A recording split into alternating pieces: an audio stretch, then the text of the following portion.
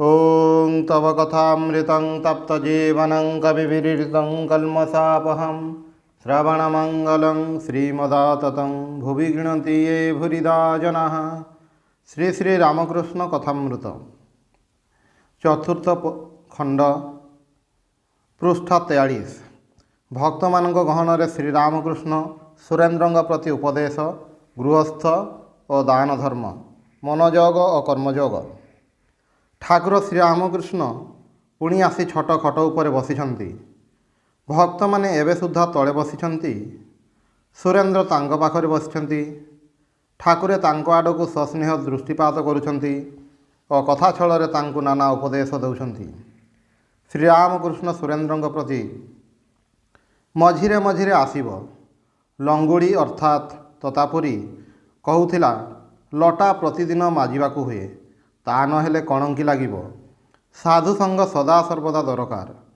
सन्यासी पक्षरे कामिनी कांचन त्याग, तुम मानक पक्षरे ताहा नुहे।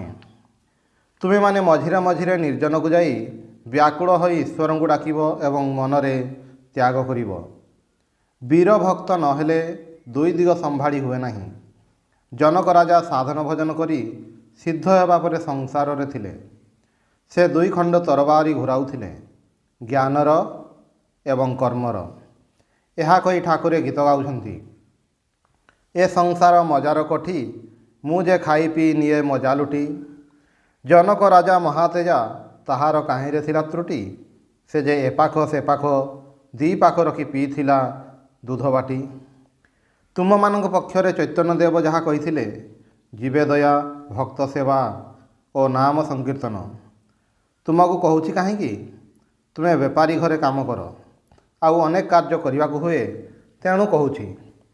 तुमे ऑफिस रे मिथ्या कथा कहूछ, तथापि तुमर जिनिस खाऊछि काहींकि? कारण तुमर दान ध्यान श्रद्धा अछि। तुमर जहाँ आय ताहाठारु अधिक दान कर। 12 हाथ काकुडीर 13 हाथ मंजी। कृपणर जिनिस खाई पारे नहीं। सेमानंगर धन नाना भाव में उड़ी जाए। प्रथम माली मकद्दमारे, द्वितीय चोरी डकायती, तृतीय डाक्तर खर्चरे, चतुर्थ मंद स्वभाव पुआ माने सबु टंका उड़ाई दियंती। एहीपरि तुमे जो दान ध्यान करुछ ताहा खूब भल। जो मानकर टंका अछि सेमानकर दान करिबा उचित। कृपणर धन उड़ी जाए, दातार धन सुरक्षित हुए, सत्कार्य लागे। कामारपुकुर गाँव रे चाषी माने नाड़ खोली खेत को पानी आणती। बेले बेले पानीर सुओ एते प्रबल हुए जे खेतर हिड सब भांगी जाई पानी बाहरी जाए और फसल नष्ट हुए। सेथिपाई चाषी माने हिडर मझिरे मझिरे कणा करी रखती, ताहाको नला कहती। सेही नला मध्यरे अल्प अल्प पानी जाए एवं सुओरे हिड भांगी जाए नहीं, बरं खेत उपरे पटु पड़े। पटु पड़ा फल खेत उर्वर होई भल फसल हुए। जे दान ध्यान करे से बहु फल पाई चतुर्वर्ग फल। भक्त माने ठाकुरंग श्रीमुखरू एहीपरि दान धर्म कथा मन देई शुणुछन्ति। सुरेन्द्र कहउछन्ति, मोर ध्यान भल हुए नहीं। बेले बेले माँ माँ कहे, शोइबा बेले माँ माँ कहू कहू शोई पड़े। श्रीरामकृष्ण कहउछन्ति, ताहेले हेला। स्मरण मनन तो रही। मनोयोग और कर्मयोग, पूजा तीर्थ जीवसेवा इत्यादि गुरुंक उपदेश अनुजाई कर्म करिवार नाम कर्मयोग। जनक राजा जो कर्म करुथिले ताहार नाम कर्मयोग। जोगी माने जो स्मरण मनन करती ताहार नाम मनोयोग। पुणी माँ काणीक मंदिर को जाई भावे, माँ तुम्हें ही तो मन। सुतरां शुद्ध मन, शुद्ध बुद्धि और शुद्ध आत्मा एका जिनिस। संध्या होई आसुची। भक्त मानक मध्यरु अनेके ठाकुर को प्रणाम करी घर को फेरी जाउछन्ति। ठाकुरे पश्चिम पट बारंडा को गले, सांगरे भवनाथ और मास्टर अछन्ति। श्रीरामकृष्ण भवनाथों प्रति, तू एते डेरी करी काहींकि आसुछु? भवनाथ सहास्य कहउछन्ति, आज्ञा मु 15 दिन रे थरे आसी देखा करे, किंतु से दिन रास्तारे आपण निजे देखा देले, तेणु आउ आसिली नहीं। श्रीरामकृष्ण कहउछन्ति, से की कथा? खाली दर्शन रे कौन किछि हुए?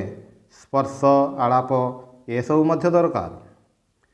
जन्म सब राति गिरीश प्रभृति भक्त मान गहन प्रेमानंदरे ସନ୍ଧ୍ୟା ହେଲା। କ୍ରମେ ମନ୍ଦିରମାନଙ୍କରେ ଆଳତି ହେବା ଶବ୍ଦ ଶୁଣାଯାଉଛି। ଆଜି ଫାଲ୍ଗୁନ ଶୁକ୍ଳାଷ୍ଟମୀ। 6-7 ଦିନ ପରେ ଦୋଳପୂର୍ଣ୍ଣମୀ ମହୋତ୍ସବ ହେବ। ମନ୍ଦିର ଚୂଡ଼ା, ପ୍ରାଙ୍ଗଣ, ଉଦ୍ୟାନ ଭୂମି, ବୃକ୍ଷ ଶୀର୍ଷ ସମସ୍ତ ଚନ୍ଦ୍ର ଆଲୋକରେ ମନୋହର ରୂପ ଧାରଣ କରିଛି। ଏହି ସମୟରେ ଗଙ୍ଗା ଉତ୍ତରବାହିନୀ ଓ ଜ୍ୟୋତ୍ସ୍ନାମୟୀ ହୋଇ ଯେପରି ଆନନ୍ଦରେ ପ୍ରବାହିତ ହେଉଛନ୍ତି। ଠାକୁର ଶ୍ରୀରାମକୃଷ୍ଣ ନିଜ ଘରର ଛୋଟ ଖଟ ଉପରେ ବସି ନିଃଶବ୍ଦରେ ଜଗନ୍ମାତାଙ୍କୁ ଚିନ୍ତା କରୁଛନ୍ତି। ଉତ୍ସବ ପରେ ଏବେ ମଧ୍ୟ କେତେଜଣ ଭକ୍ତ ରହିଛନ୍ତି। ନରେନ୍ଦ୍ର ପୂର୍ବରୁ ଚାଲି ଯାଇଛନ୍ତି। ଆଳତି ଶେଷ ହେଲା। ଠାକୁର ଭାବାବିଷ୍ଟ ହୋଇ ଦକ୍ଷିଣ ପୂର୍ବ ଲମ୍ବା ବାରଣ୍ଡାରେ ପଦଚାରଣ କରୁଛନ୍ତି। ମାଷ୍ଟର ମଧ୍ୟ ସେଠାରେ ଦଣ୍ଡାୟମାନ ହୋଇ ଠାକୁରଙ୍କୁ ଦର୍ଶନ କରୁଛନ୍ତି। ଠାକୁରେ ହଠାତ୍ ମାଷ୍ଟରଙ୍କୁ ସମ୍ବୋଧନ କରି କହୁଛନ୍ତି, ଆହା, ନରେନ୍ଦ୍ରର କି ସୁନ୍ଦର ଗୀତ। ମାଷ୍ଟର କହୁଛନ୍ତି, ଆଜ୍ଞା, ନିବିଡ଼ ଅନ୍ଧାରେ ଏହି ଗୀତଟି।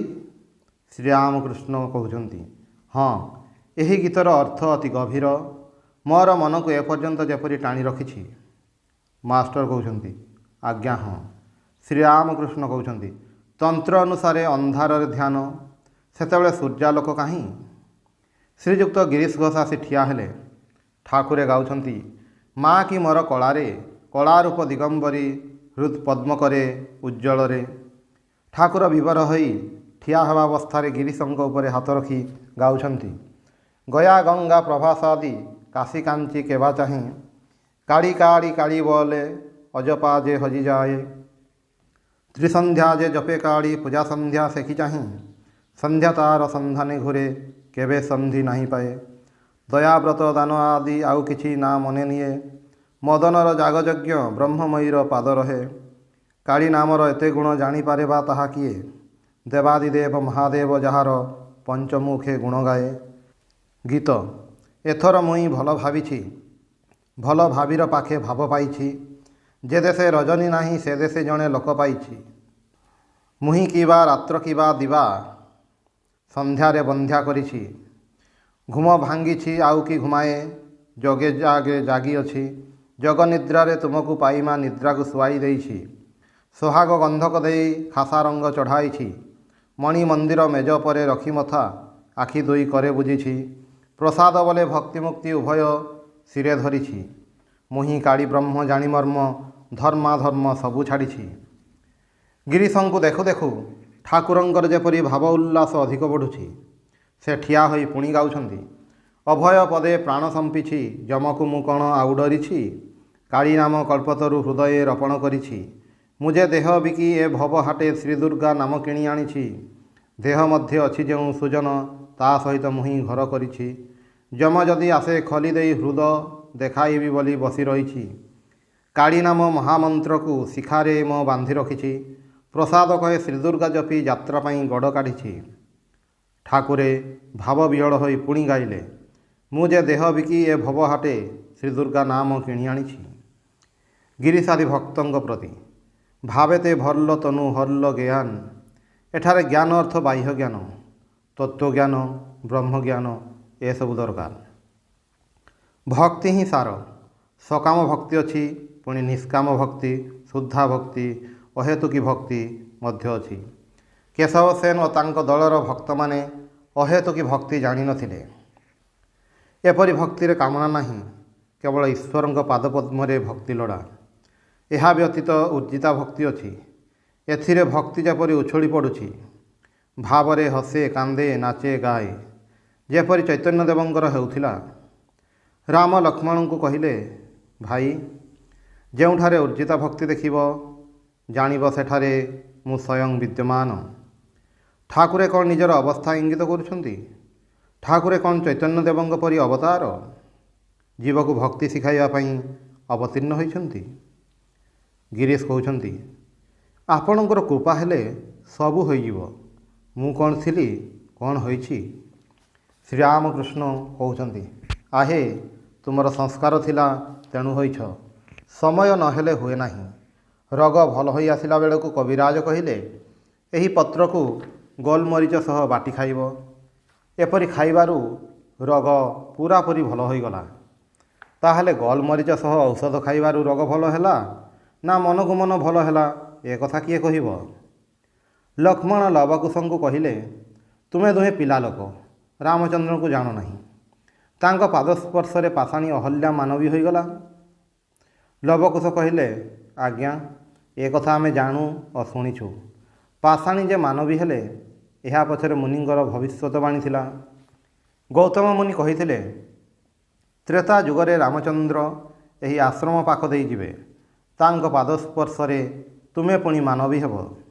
ସୁତରାଂ ଏଠାରେ ରାମଙ୍କ ଗୁଣରେ ନା ମୁନି ବାକ୍ୟରେ ଏ କଥା ହେଲା, କିଏ କହିବ? ସବୁ ହିଁ ଈଶ୍ୱରଙ୍କ ଇଚ୍ଛା। ସେହିପରି ଯଦି ତୁମର ଚୈତନ୍ୟ ହୋଇଥାଏ, ତାହେଲେ ଜାଣିବ ମୁଁ କେବଳ ନିମିତ୍ତ ମାତ୍ର। ଜହ୍ନ ମାମୁଁ ସମସ୍ତଙ୍କର ମାମୁଁ। ଈଶ୍ୱରଙ୍କ ଇଚ୍ଛାରେ ସବୁ ହେଉଛି। ଗିରିଶ ସହାସ୍ୟ କହୁଛନ୍ତି, ଈଶ୍ୱରଙ୍କ ଇଚ୍ଛାରେ ତ ମୁଁ ତ ସେଇଆ କହୁଛି। ସମସ୍ତଙ୍କର ହସ। ଶ୍ରୀରାମକୃଷ୍ଣ ଗିରିଶଙ୍କ ପ୍ରତି, ସରଳ ହେଲେ ଶୀଘ୍ର ଈଶ୍ୱର ଲାଭ ହୁଏ। କେତେ ଜଣଙ୍କର ଜ୍ଞାନ ହୁଏ ନାହିଁ। ଯଥା, ଯାହାର କୁଟିଳ ମନ ସରଳ ନୁହେଁ, ଯାହାର ସୂଚିବାଇ ଅଛି। ତୃତୀୟ, ଯେଉଁମାନେ ସଂଶୟାତ୍ମା। ଠାକୁର ନିତ୍ୟଗୋପାଳଙ୍କ ଭାବାବସ୍ଥାର ପ୍ରଶଂସା କରୁଛନ୍ତି। ଏବେ ସୁଦ୍ଧା 3-4 ଜଣ ଭକ୍ତ ଦକ୍ଷିଣ ପୂର୍ବ ଲମ୍ବା ବାରଣ୍ଡାରେ ଠାକୁରଙ୍କ ପାଖରେ ଠିଆ ହୋଇ ଏହିସବୁ କଥା ଶୁଣୁଛନ୍ତି। ପରମହଂସଙ୍କର ଅବସ୍ଥା ଠାକୁର ବର୍ଣ୍ଣନା କରୁଛନ୍ତି। କହୁଛନ୍ତି, ପରମହଂସଙ୍କର ସର୍ବଦା ଏହି ବୋଧ ଥାଏ, ଈଶ୍ୱର ହିଁ ସତ୍ୟ, ଆଉ ସବୁ ଅନିତ୍ୟ। ହଂସର ଏକ ପ୍ରକାରର ଶକ୍ତି ଅଛି, ପାଣିରୁ କ୍ଷୀରକୁ ଅଲଗା କରିପାରେ। କ୍ଷୀର ଓ ପାଣି ଯଦି ମିଶି ଯାଇଥାଏ, ତା ଜିଭରେ ଯେଉଁ ଖଟା ରସ ଅଛି, ସେଥିରେ ପାଣି ଅଲଗା ଓ କ୍ଷୀର ଅଲଗା ହୋଇଯାଏ। ପରମହଂସଙ୍କର ମଧ୍ୟ ସେହିପରି ଏକ ଖଟା ରସ ଅଛି, ପ୍ରେମାଭକ୍ତି। ପ୍ରେମାଭକ୍ତି ଥିଲେ ନିତ୍ୟ ଅନିତ୍ୟ ବିବେକ ହୁଏ, ଈଶ୍ୱର ଅନୁଭୂତି ହୁଏ, ଈଶ୍ୱର ଦର୍ଶନ ହୁଏ। ଓଂ ନିରଞ୍ଜନಂ ନିତ୍ୟମନନ୍ତରୂପଂ ଭକ୍ତାନୁକମ୍ପାଧିତବିଗ୍ରହଂ ବୈ ଈଶାବତାରଂ ପରମେଶମିଡ୍ୟଂ ତ୍ୱଂ ରାମକୃଷ୍ଣଂ ଶିରସା ନମାମି।